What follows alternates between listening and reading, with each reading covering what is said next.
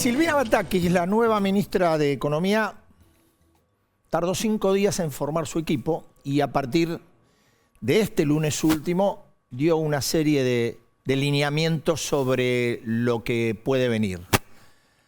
Un equipo y lineamientos que fueron presentados en medio de una escenografía muy bien pensada. Veamos.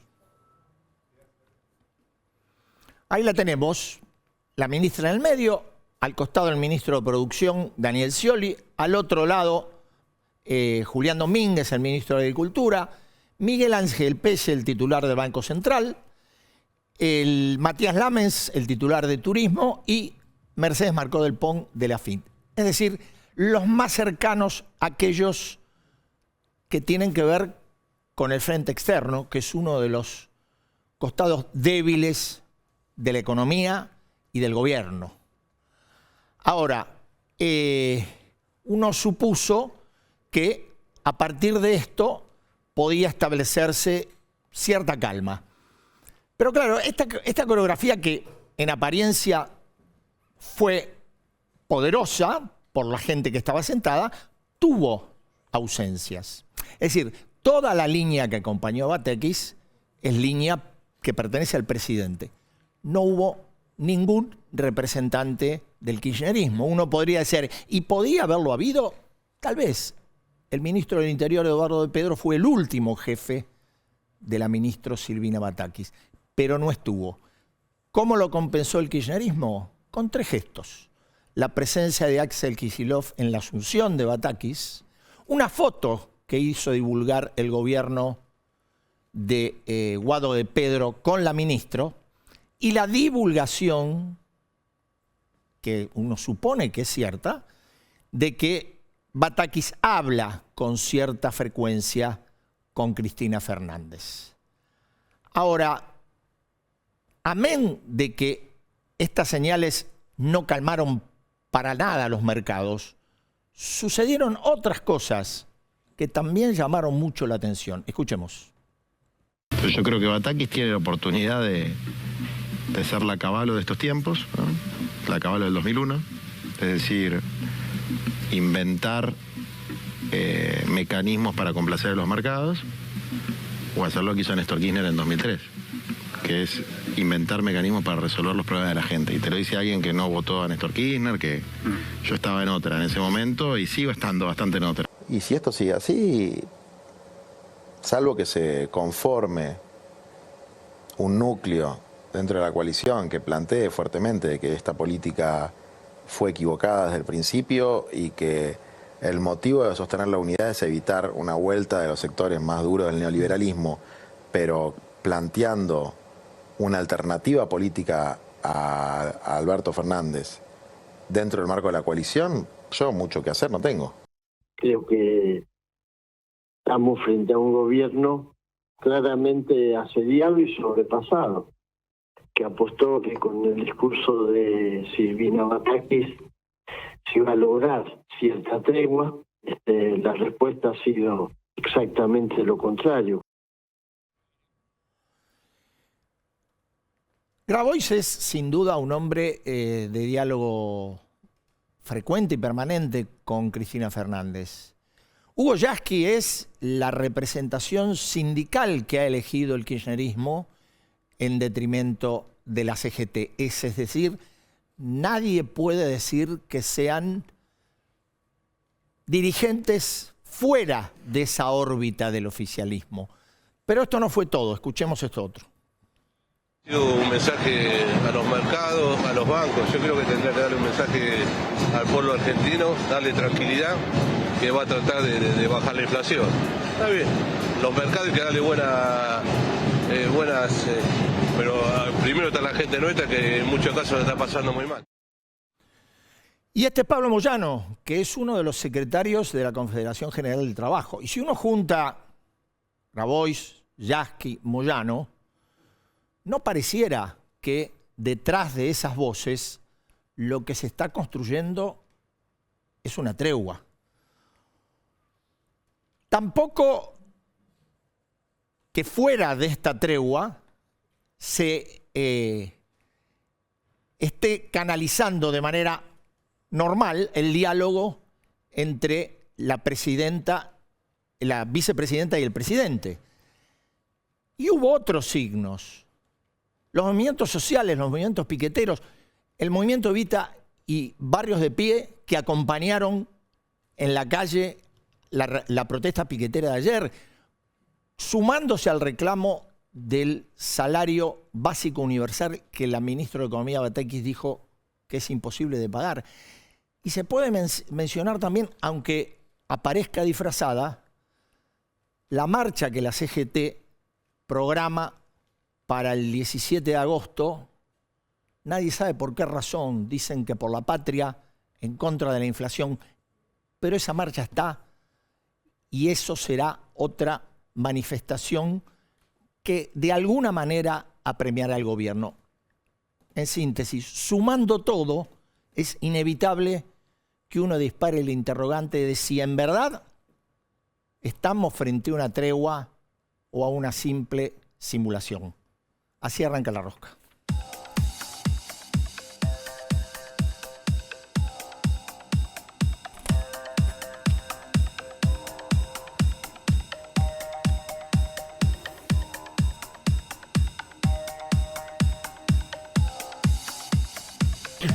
Y estamos, Ricardo López Murphy, ¿cómo le va? Muy bien, Gracias por estar acá. Después les voy a preguntar por esa foto, porque la vamos a retomar. Daniel, ¿cómo te va? ¿Qué haces, Eduardo? Buenas noches. ¿Cómo ¿Qué tal? andás? Bien, bien, por suerte bien. Bueno, en el medio de una economía... ¿De qué vas a hablar hoy? Y ¿De fútbol? dos temas que también lo vamos a hablar obviamente con López Murphy. Sí, claro. Que por un lado la inflación y por el otro lado, bueno, parte de lo que vos planteaste en tu introducción, tema de, bueno, la inquietud que hay en los mercados, la disparada del dólar blue, de los dólares libres y la idea de, bueno, si se empieza a contener un poco el tema de los pesos, una especie de super cepo para los pesos que armaron el tándem Batakis-Pese, que demuestran mejor coordinación que el que tenía Pese con Martín Guzmán y que, bueno, en la semana por lo menos terminaron, si bien no frenaron el dólar, bueno, le pudieron poner algún tipo de precinto al tema de los pesos. ¿Natalia? ¿Cómo le va? No, el Buenas apellido noches. le corresponde a Daniel. Natalia Nivieskiviat. Ahí está. Vamos. Claro, como lo dice. Es muy fácil. Vamos. Tus Vamos. títulos. Bien, para empezar la noche, algo dijiste en tu editorial, Eduardo, porque estamos hablando de movimientos y estallidos sociales, de la protesta social en Argentina y cómo ello cómo ello cae, cómo ello está engranado o no en un mundo plagado de protestas sociales y sobre todo en lo que hace a nuestros pagos América Latina. Gracias, Federico. ¿Cómo te va? ¿Cómo va, Edu? Buenas noches. Bueno, vamos a zambullirnos en las agendas del presidente y de la vicepresidenta y tratar de dilucidar cómo sigue ¿Las públicas o las privadas? las públicas y las privadas Muy bien. y ver cómo sigue el Frente de Todos. Diputado, a ver, veamos la foto de nuevo. ¿Recuerda eso? Más o Esa menos foto circunstancias. debe haber sido época. hace 15, 16 años. Estaba nadando y un periodista me sacó eso bajo Gran el foto, agua. ¿Y dónde Botón. era? ¿Dónde nadaba? ¿En la pileta Creo o en el...? que era en el, si no me acuerdo mal, en el club de fútbol de Bursaco. Ah, mire usted. Claro, usted era de Adrogué. Es. Efectivamente. Ahí fue que yo lo vi al periodista, pues estuvo muy bien. o Estuvo sea, muy bien, la verdad está Tenía muy una bien. cámara. Yo normalmente iba a nadar los domingos a la mañana y me sacó. Usted nadaba en el mar también. Sí, claro. Sí, lo hice. ¿Nada o ya dejó? No, nado. Muy bien. Entrenos para no, pero es verdad, nado 2 horas seguidas. Impresionante. Impresionante. Bueno, y hablando de nado y de agua, nos estaría tapando el agua, ¿no? Bueno, a ver, el país está en una dificultad a pesar de circunstancias que fueron muy favorables. O sea, es la primera vez que vamos a tener una crisis o tenemos una crisis grave con precios internacionales muy buenos y con los vecinos en buena situación. O sea, en general, si uno va para atrás, en las 8 o 9 crisis que tuvimos los últimos 80 años, siempre se coordinaban precios malos y vecinos en mal estado. Esta vez no ocurre eso, lo que hace que la naturaleza de la crisis tenga mucho que ver con el mal manejo, con el mal diseño de la política macroeconómica, que en gran medida tiene mucho que ver con aspiraciones que están divorciadas de nuestros medios, o sea, sueños de posibilidades de gasto que no están disponibles y que terminan finalmente en una crisis de financiamiento, de deuda o de inflación. Ahora, O de falta de reserva. hoy el presidente, bueno, alertó diciendo que si los mercados vienen a pelearnos, nosotros a los especuladores vamos a darle batalla, una cosa así como diciendo, considerando que lo que está pasando en el mercado cambiario es absolutamente especulativo. ¿Qué piensa usted? No, no tiene nada que ver con eso. Lo que hubo fue, lo que yo creo que hay que mirar con cuidado, en los últimos 15, 20 días de junio las cosas se le fueron de las manos a Guzmán. Es decir, se le descontroló la situación. Te diría que renunció porque veía que se podía caer. Digamos, yo no estoy de acuerdo en hacer esa cosa, pero fue un golpe astuto. O sea... La renuncia, dice, la renuncia de Guzmán. La renuncia, en los últimos 20 días se habían ido las cosas de las manos en dos planos, en el plano fiscal y en el plano de la deuda en pesos. Él tenía una mala concepción sobre la deuda en pesos. ¿Se acuerda que decía, no importa si es deuda en pesos, puede crecer a infinito? Nada crece a infinito, los árboles no crecen a infinito, la deuda tampoco, y empezamos a tener problemas que nadie la quería y se le fue de control eso, y se le fue de control también el fisco. Durante el segundo trimestre, en particular en mayo y junio. En ese contexto, hostigado por Cristina y demás, él aprovechó el discurso del sábado. Esa carta no se prepara en un rato. Claramente. Yo creo que él estuvo reflexionando sobre esto y cuando escuchó el discurso mandó send. Y ahí salió el Twitter y si nos olvidamos de Cristina y empezamos a hablar de Guzmán, sin reparar en esto que digo yo. Bataki recibe una muy grave situación, yo diría una situación explosiva, como herencia de Guzmán, de una muy mala gestión, en particular muy mal terminado. Tenía tres frentes, para ser rápido. Un frente fiscal que corregir, un problema de deuda y un problema externo. En el frente fiscal hizo algo que había hecho en la provincia de Buenos Aires, que es machear ingreso y gasto, pero en caja. Si lo hubiera querido hacer bien, yo lo hubiera hecho en devengado. Ahí se hubiera armado un lío grande, pero ahí hubiera apretado el sistema. Ahí tenemos un problema porque el déficit es infinanciable. Eso yo lo expliqué en el recinto de la Cámara de Diputados cuando discutimos el acuerdo con el fondo. Yo sabía que era inviable, eso no iba a funcionar, por muy buena voluntad que pusieran los multilaterales, por muy buena voluntad, eran déficits imposibles de financiar en nuestro mercado. Nosotros tenemos que recordar que tenemos un mercado financiero extremadamente chico y un mercado de capitales aún más chico. El segundo punto era qué hacer con la deuda. Bueno, ahí han armado una ingeniería. Yo creo que ahí falta un tema muy crucial, que es cómo retener los plazos fijos. O sea, el acuerdo es al que ahorra en pesos le vamos a pagar más o menos la inflación. Pero la tasa de plazo fijo está muy por debajo de inflación. El riesgo más grande que corremos es que la gente empiece a correr de los plazos, ahí se terminó el baile. Ricardo, pero ¿usted cree que Batakis va a tener éxito o va a fracasar? Bueno, primero, yo creo que el programa fiscal hay que hacer más cosas de las que hizo. En la deuda, en particular en el sistema financiero, yo creo que la tasa de plazo fijo no ha sido ajustada y eso hay que ponerlo en niveles parecidos a la inflación. O sea, si quieren tomen un promedio móvil de los últimos 3 meses, lo que quieran, pero algo que sea serio. Y a mí me parece que el sector externo está en una crisis tremenda. Nosotros no tenemos reservas, al revés de lo que dice Pese. Argentina no tiene reservas, todas las que tiene son prestadas.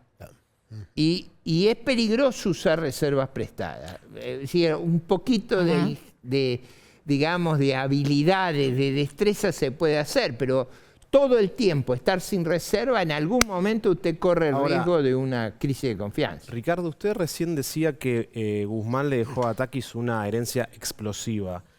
¿Cuál fue el pecado capital de Guzmán?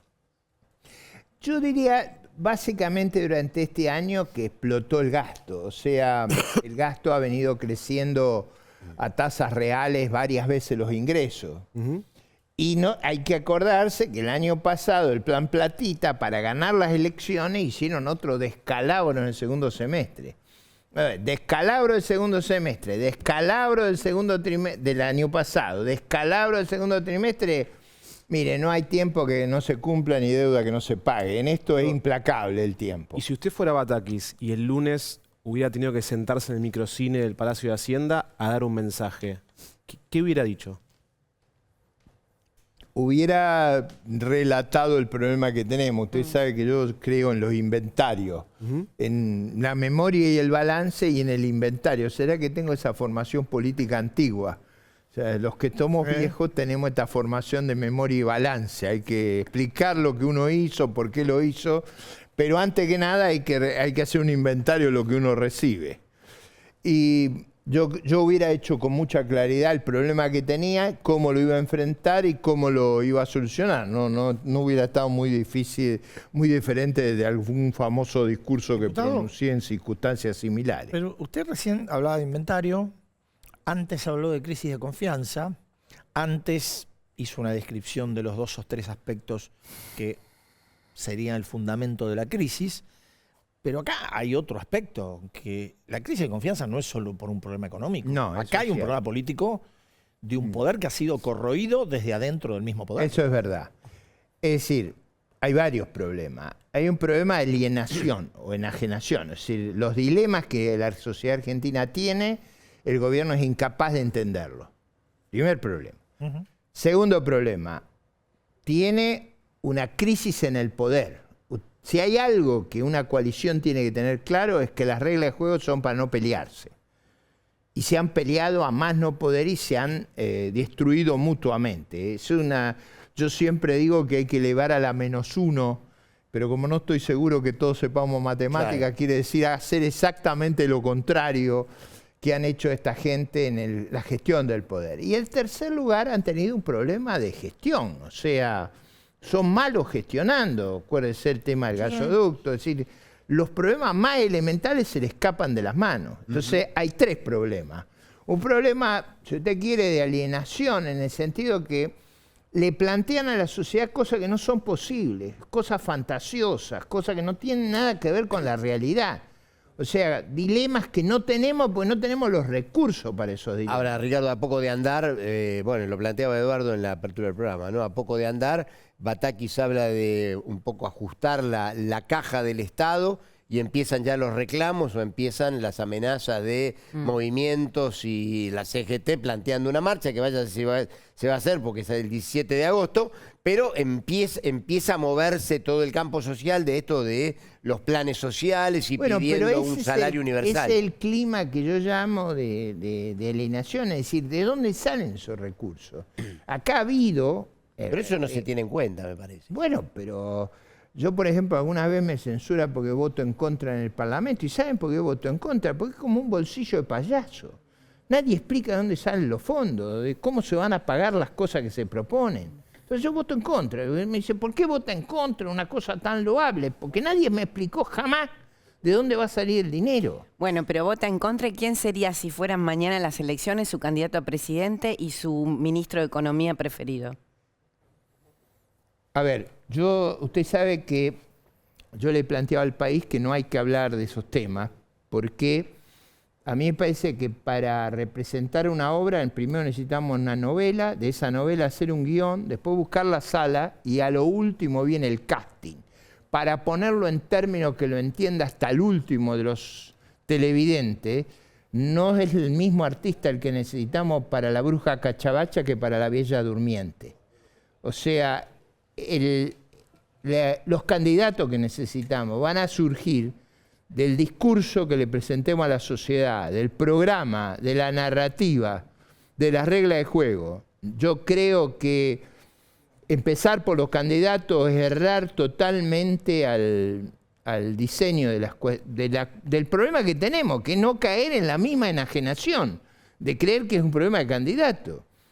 Ahora, Yo pertenezco a una coalición, pero también pertenezco a Republicanos Unidos y al Acuerdo Federal, a la Confederación del Acuerdo Federal. Nosotros vamos a disputar vengo de Escobar, desde el último concejal hasta el primer cargo de la República. Vamos a ir por todo, en el sentido de que tenemos que representar a una fracción dentro de la coalición opositora que tiene expectativas, ambición y se cree en condiciones de ofrecer un mejor programa. Me quedaba recién pensando porque cuando le pregunté por Batakis dijo, yo en algún momento tuve que dar un discurso en circunstancias similares.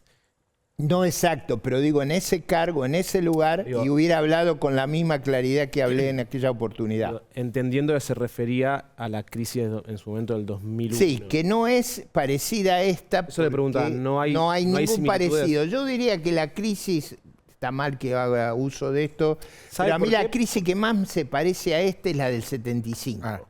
Es decir, un desborde fiscal. Eso es el Rodrigazo. Efectivamente, y sobre todo ese desorden descomunal que había en el gobierno. Van der Koen se debe acordar la foto de Mondelli haciendo así en la CGT, que lo llevaban para explicar, no tenía reserva, era un caos el país y todo el mundo le pedía cosas imposibles, digamos. Ese clima disparatado es muy parecido. ¿Sabe por qué te preguntaba? Porque lo escuché en la semana muy preocupado por Sri Lanka y lo que está pasando en Sri Lanka, entonces... Efectivamente, yo creo que hay otra dificultad que nosotros tenemos que mucha gente no repara. Si nosotros tenemos un gobierno parlamentario, tipo Grecia, tipo Irlanda, es fácil, usted va al voto de confianza, renuncia a todo el Congreso y usted va a elecciones, hay una nueva conducción política. El nuestro es un sistema presidencial, el Congreso va cambiando en fracciones. La mitad de diputados, un tercio de senadores, hasta que cambia la composición del Congreso, lleva tiempo. Acá no hay una resolución parlamentaria del problema. ¿Y va a cambiar en 2023? Yo confío que en el 2023, yo siempre digo que tenemos 5 condiciones. Las condiciones de la victoria. Había un famoso... Frigerio hablaba de las condiciones de la victoria. Las condiciones de la victoria son 5. Un programa apropiado a la crisis que tenemos, que es dar a Argentina vuelta como una media, en todos los aspectos de la vida nacional, porque tenemos problemas en la justicia, en la seguridad, en la defensa. Tenemos un avión que ha aterrizado furtivo, pero es un Jumbo 747 el furtivo. Digamos, ¿no? Acá no funciona nada. Entonces, eso hay que corregir integralmente el país. Necesitamos una narrativa apropiada. Esto es, hay que poder comunicarle a la sociedad esto con mucho optimismo, con esperanza. Tenemos que tener reglas de juego para que no nos pasen la coalición los problemas que le pasan a esta coalición, y tenemos que tener un triunfo arrasador. Porque el gran problema de la Argentina en la quinta condición va a ser la gobernabilidad. Y ya lo es. Ya lo es, claro. Bueno, pero ahí viene. El nuevo gobierno necesita... Y en parte, perdón, diputado, en parte no a este nivel, convengamos, pero en parte en la segunda mitad de su gobierno, Juntos por el Cambio también la tuvo. No, claro. No a este nivel. Digo, había minorías legislativas. Se requiere para las transformaciones que usted tenga mayoría legislativa. Y aún en ese caso va a ser desafiado el poder del Estado de Derecho legítimo, pero va a ser desafiado. Entonces usted tiene que estar en fortaleza. Tiene que tener un programa a la altura del problema, pero...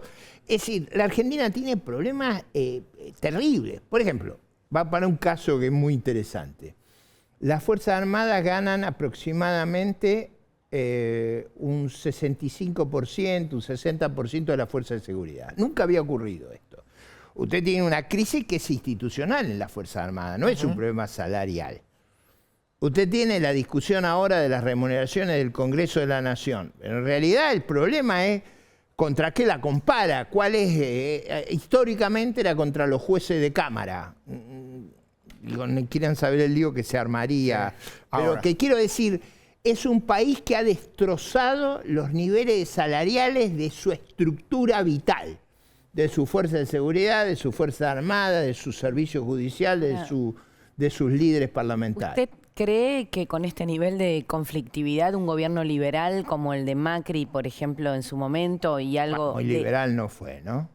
O sea, eso no fue liberal. A ver. Usted quiere, fue un gobierno que tuvo una orientación, yo diría, más parecida a los países europeos, anglosajones como Canadá, Nueva Zelanda, Australia. O sea, hablaba un lenguaje parecido a eso. Liberal en el sentido de un programa liberal no lo tuvo, además no lo reconocía, pero no es por discutir, yo no pongo el liberalómetro, sino es para no caractericemos lo que no fue, ni tampoco lo que aspiró a ser, nunca aspiró a eso. Pero ¿usted cree que resiste un nivel de conflictividad social como el que tiene hoy la Argentina? Pongamos el ejemplo de Guillermo Lasso en Ecuador y las diferencias que tienen la Argentina y Ecuador, Bueno, por supuesto. Lasso, pero en Ecuador hay correísmo y en Argentina hay kirchnerismo. A ver, Lasso, yo creo que está intentando, y ha ganado las elecciones, está intentando hacer un gobierno moderado que pueda reencauzar una situación dramática que vivía Ecuador. Ecuador ha estado bajo una presión de crisis reiteradas, no es la primera que enfrenta, y yo creo que el gobierno del presidente Lasso ha tratado con el mejor de los esfuerzos de encauzar esa situación bajo un desafío que no es en el Estado de Derecho, es fuera del Estado de ¿Pero Derecho. lo pueden tumbar a un gobierno en Argentina? Bueno, espere un poquito. El presidente, si usted me dice a mí cuál sería mi aspiración es un gobierno parecido al que tiene Uruguay, con una coalición amplia. Ese es un gobierno que es bastante parecido a lo que yo creo que podríamos hacer, con las limitaciones que tenemos, pero es lo que estoy pensando. Y esa coalición tiene que poder gobernar. Si Argentina la van a gobernar las mafias, los patoteros o elementos sediciosos, estamos perdidos. Usted decía recién, hace un momentito, hacía una descripción de cuáles serían los cambios estructurales que necesita el país. Y yo me pregunto, más allá de las broncas, de los enojos, de las frustraciones, ¿hay una sociedad preparada y con capacidad de recepción de los cambios de esa magnitud que usted mencionaba?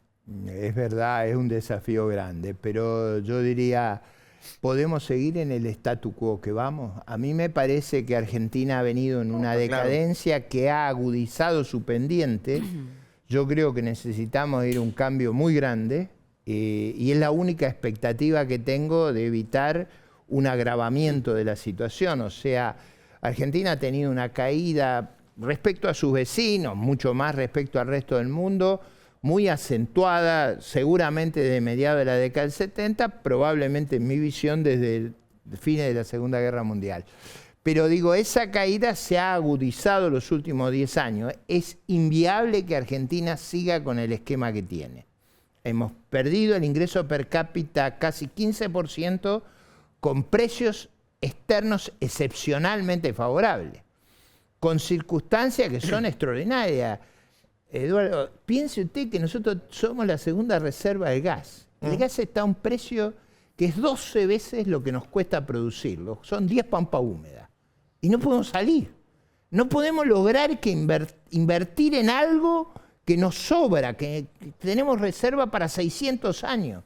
Podríamos ser el sustituto de Rusia en Alemania. Le podemos vender y nos consumiríamos el 5% de la reserva. Lo que pasa es que usted, digo, somos contemporáneos, digo, esto que usted relata, lo hemos escuchado toda la vida. La Argentina podría ser la Argentina de la producción agroindustrial, la Argentina de la facilidad climática, la Argentina, pero... Nosotros hemos estado muchas veces al borde de la inviabilidad. Yo me acuerdo las elecciones del 58, cuando parecía inviable. ¿Se acuerda usted que se planteó la revolución del petróleo? Sí, claro.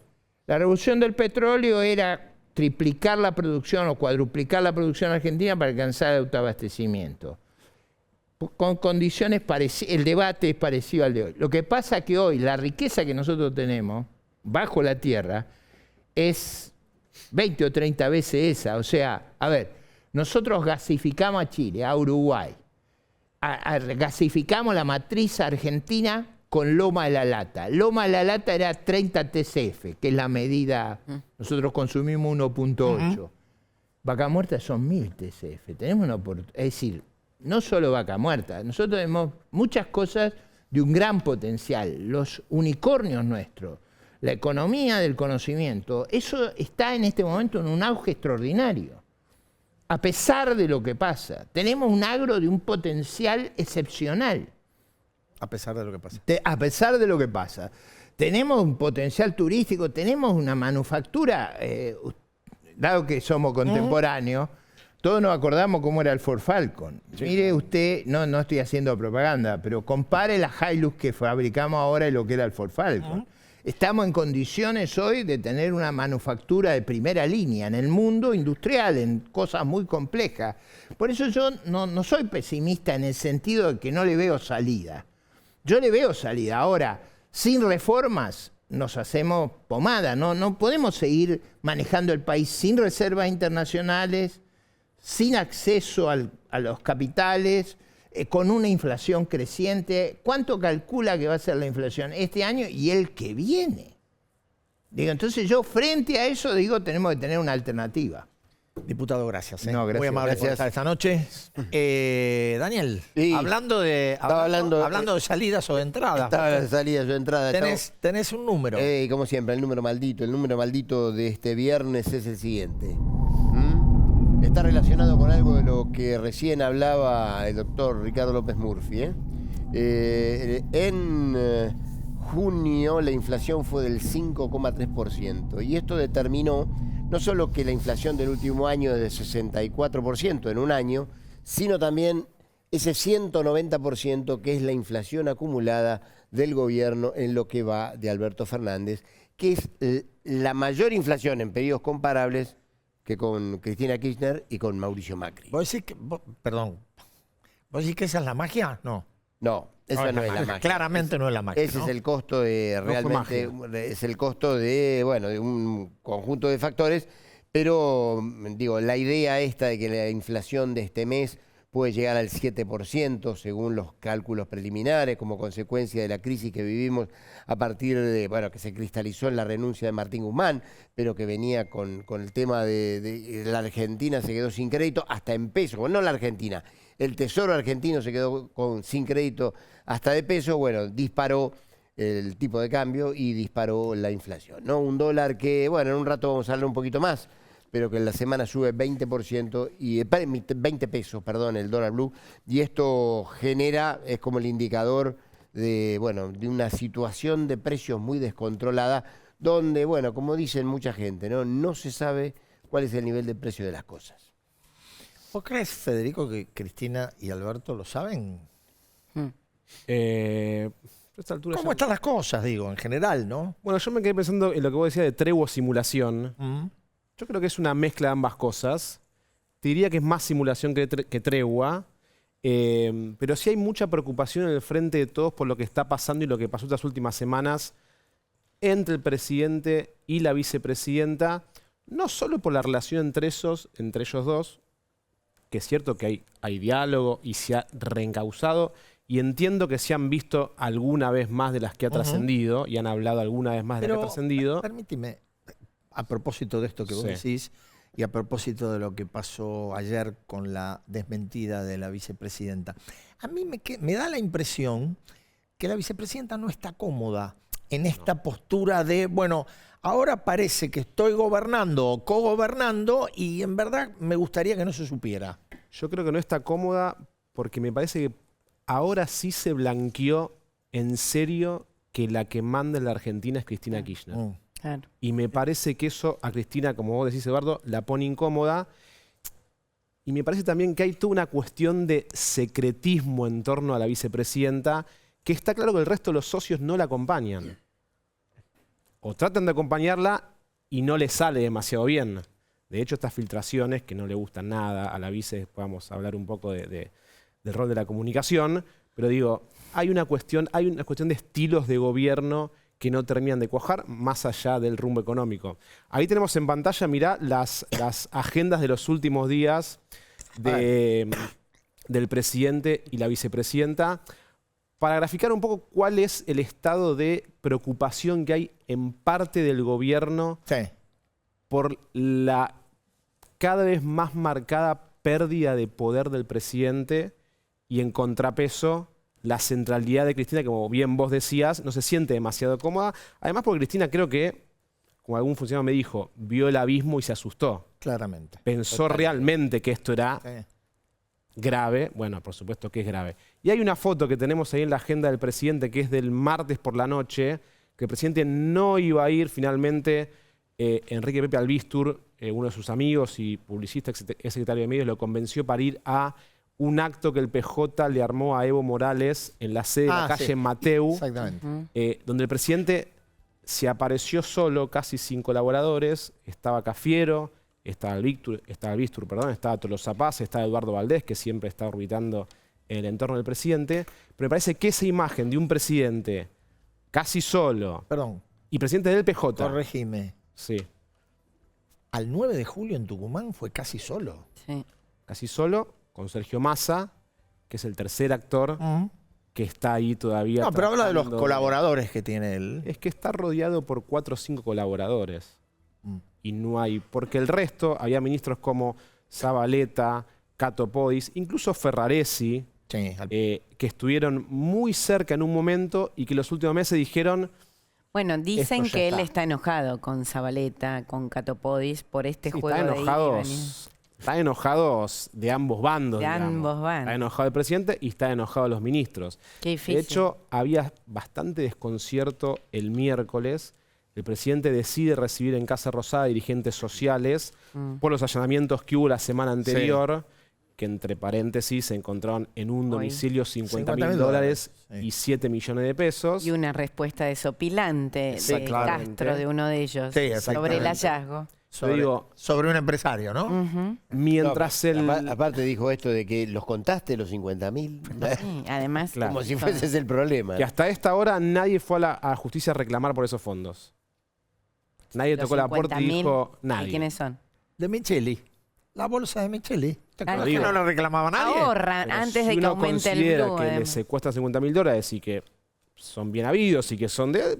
debería reclamarlos. Hasta ahora nadie fue. Todo esto en el marco de que se sabe que los movimientos le sacan un diezmo a los beneficiarios de planes que Pero- está en Claro. la pelea esta política. Exacto. Pero es tal el desconcierto que mientras el presidente recibía a los dirigentes sociales que al otro día le marcharon a las puertas de la Casa Rosada, en ese momento Zabaleta firmaba un convenio para transparentar los planes por terciar trabajo. Digamos, es solo una de las contradicciones que hay en la agenda del presidente, que los últimos días estuvo muy poco robusta en términos políticos y de gestión, con actos cancelados, con actos pospuestos, y en paralelo una vicepresidenta que en el Senado sigue recibiendo cada vez más dirigentes. De hecho, hace muy poco trascendió que recibió a parte de la cúpula de la CGT, que Lo había recibido a dar primero. Exactamente, que le fue a avisar que iban a marchar el 17 de agosto a la Plaza de Mayo. ¿Y con los movimientos sociales, Natalia? Todo tiene que ver con todo esta Ahí noche. me parece que también, vos decías el enojo con Catopod y Zabaleta, me parece que ahí, a partir de esta semana, también se abrió por lo menos una fisura con Pérsico Navarro y Menéndez, ¿no? Muy fuerte, y además de ese quién tiene el control de la calle, muestra esa singularidad que tiene la Argentina, donde por momentos pareciera que los que están en el Palacio de Gobierno, y pareciera no, y en la calle, son parte de una misma familia que se une y se desune y se agrieta, y que en Argentina produce un efecto muy distinto al que está teniendo lugar en América Latina, sobre todo. No vamos a irnos a Sri Lanka, sobre todo, porque el mundo está plagado de problemas y de descontento social, pero en la región, en el último tiempo, tuvimos algo que es un descontento social con mucha violencia, que en la Argentina no se explica por qué no explota. Tiene algunas explicaciones en algunos casos, como la tensión que le muestran para que no se descontrole la cosa, el peronismo, el kirchnerismo, los movimientos sociales, donde siempre hay un plato e incluso una presencia del Estado, que es uno de los grandes problemas de la economía. Pero vemos en Ecuador la desestabilización de gobiernos como el de Lasso, que es un gobierno de extracción liberal, y uno pensaría qué le pasaría a Macri si, lo hablábamos con López Murphy, si estuviera en esa misma situación. Tenemos en Panamá, ahora es una de las sorpresas de esta semana, porque todos, como en el eje está cruzado también en Argentina, Colombia en su momento y Chile en el pasado, en algunos casos la mecha la prende un aumento, en el subte en Chile contra Sebastián Piñera, también liberal, en Ecuador el combustible, que estamos en toda esta situación de guerra en Ucrania y aumento de los combustibles. Pero en algunos casos tiene que ver con esto que recorre a todos lados, que es la desigualdad, el hambre, la pobreza y las manifestaciones así que se han agravado durante la crisis sanitaria de la pandemia. Ahora bien, ¿hacia dónde va esto? ¿Qué es lo que pasaría? Hay contradicciones. Por ejemplo, también hay protestas en Cuba y las ha habido en Venezuela, pero se resuelven con represión. Para gobiernos liberales, la represión es muy compleja. El kirchnerismo siempre ha dicho que eso, o sea, le tiene terror y alergia a cualquier presencia policial. De hecho, es un doble estándar aquel que midieron cuando a Macri le apedreaba en el Congreso, cuando trataba la reforma previsional y lo que podría pasar ahora. Entonces, bueno, está latente esta pregunta de por qué en la Argentina no explota todo. Uno no lo desea, por supuesto, uno desea que las cosas mejoren para uno y otro lado y que la situación social se encamine hacia lo mejor posible, pero ¿por qué en la Argentina? Si es porque hay peronismo, kirchnerismo, movimientos sociales que se confunden a un lado y otro de quiénes son los actores. Sí, no sé, Daniel. La Argentina explotó varias veces ya, ¿no? Sí, Digo, está explotando ahora. y está explotando de manera silenciosa, si querés, porque no es cierto que no ocurre lo que dice Natalia, pero la descomposición que hay es fenomenal. Sí, escuchando a Natalia me parece que ahí lo que está es el tema de que el Estado argentino en términos y los dirigentes sociales, bueno, Buenos Aires y Argentina tienen una característica, ¿no? Hay manifestaciones de 10 cuadras en la 9 de julio, pero no se rompe una vidriera, ¿no? Me parece que eso es algo que... Con gobiernos de estas características. Con el gobierno de estas características, Comparto. exactamente. La misma familia, ¿no? Exactamente. Bueno, no, pero bueno, sí, lo que está estallando es el dólar, ¿no? Hoy el dólar blue en 293 pesos, subiendo 20 pesos en la semana. Pero ¿no? es un dólar ilegal. Sí, es un dólar ilegal, es cierto. Pero ahí, mira, ahí estamos viendo un cuadro en el cual se muestra la diferencia que hay entre el dólar mayorista, que es de 128 pesos, y el dólar contado con liquidación, que hoy en algún momento estuvo en los niveles de 300 pesos, pero que, digo, en el último año uno aumenta cerca del 80% y el otro del 33%. Digo, hoy en la Argentina el mejor negocio que puede haber es el tema de operar en la brecha cambiaria, ¿no? Del 132%, porque es, bueno, los importadores y quien pueda conseguir dólares al precio mayorista y pueda fijar precios al precio del dólar libre, bueno, obtendría una ventaja importante, ¿no? Eso por un lado. Por el otro lado, me parece que vos, Federico, hablabas recién del tema de la vicepresidenta mirando y preocupándose por el precipicio, ¿no?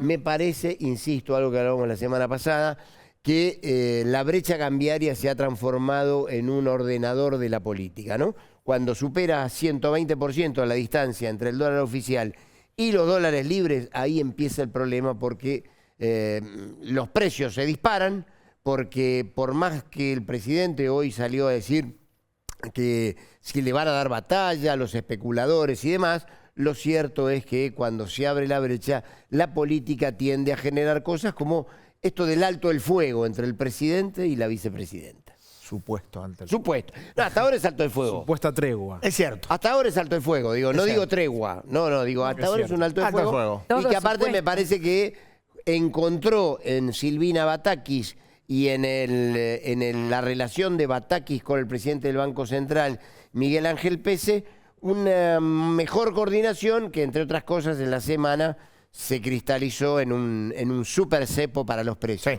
¿no? Para los pesos, donde todos los pesos dan vuelta, pasan por la inflación, pasan por el dólar, pero terminan en el Banco Central. Esto genera en el mediano plazo la idea de que el Banco Central, en esto que se llama el déficit cuasi fiscal, que es el déficit que el Banco Central termina teniendo por absorber todos los pesos que hay en el mercado, bueno, termina siendo una montaña de pesos inmovilizados que se actualizan a una tasa de interés muy alta y que por lo tanto en algún momento tienen que encontrar solución.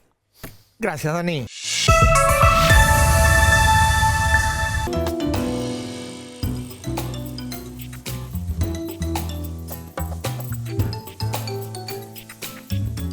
Y estamos de vuelta. Hay que ver las cartas, Vamos a jugar, dale. ¿no? Vamos a jugar. Claro. Yo creo que la primera Arranco. la tira Federico. Arranco, dale. Dale. Vamos. A ver. ¿Es con premio? ¡Opa! No. No tiene. ¿Sabes Ok, que me lo ayer- temía? ¿Sabes que me lo temía? ¿Está en Vamos, vivo? Temía. ¿Está en vivo? 4 de copas para Gab- Gabriela Cerruti. Sí, Pero- Gabriela Cerruti, secretaria de Comunicación, Ahora- portavoz de la presidencia. Digamos una cosa. Vienen ocurriendo alrededor de la portavoz muchas cosas, ¿no? Sí, especialmente en las últimas 2 semanas, desde la salida de Martín Guzmán, diría. Recordemos que hubo una conferencia de prensa fallida por un grupo de caceroleros que protestaban en la puerta Sí. de la Quinta y no se pudo realizar. Desde ese episodio hubo una serie de polémicas que involucraron a la portavoz, que en los últimos días, por ejemplo, dijo que no se podía hablar de dólar blue porque era un mercado ilegal.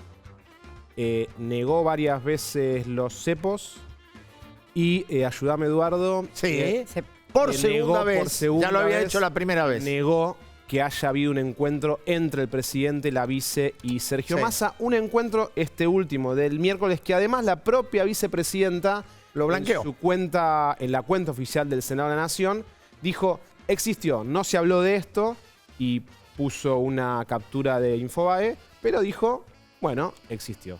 Así Así que es. le mandamos El 4. 4 pocos a clase 50 ahí en Sí, planta baja. se lo lo, tiene se la lo puedes oficina. dejar en un sobre. Sí, con mucho respeto. Está muy bien. Vamos con la siguiente.